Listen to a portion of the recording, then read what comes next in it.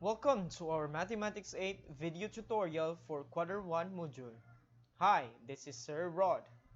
Today, you are going to factor polynomials. Let's begin. This video will help you factor perfect square trinomials, and here are the steps. First, determine whether the first term and the last term are perfect squares. Second, determine whether the middle term is twice the product of the square root of the first term and the last term.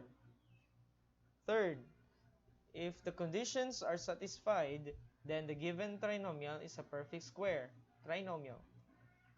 Fourth, write the complete factored form. Let's have an example.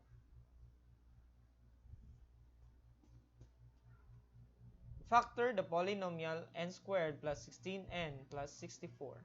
The first step is to determine whether the first term and the last term are perfect squares.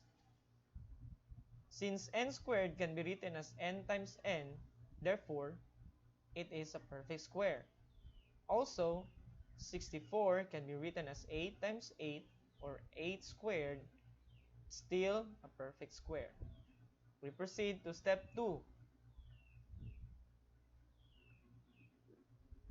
Let's multiply the square root of n squared and square root of 64 by 2.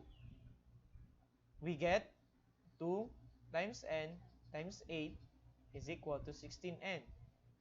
Again, n is the square root of n squared, while 8 is the square root of 64. That's how we get the step 2. Do not forget to multiply the product by 2. Step 3, since conditions are satisfied, therefore, this polynomial is an example of a perfect square trinomial. And all we have to do is to write the factors completely by taking the square root of the first term, n squared, n, and the square root of 64, 8, and 8. So, the factors of n squared plus 16n plus 64 are the quantity n plus 8 and quantity n plus 8. Let's try another one. Factor the polynomial p squared minus 6p plus 9. The first term here is p squared and can be written as p times p, while 9 is the last term, can be written as 3 times 3 or 3 squared. Therefore, these two terms are perfect square. The second step is that take the square root of the first term, p squared, it's p, and square root of 9 is 3, and multiply it by 2.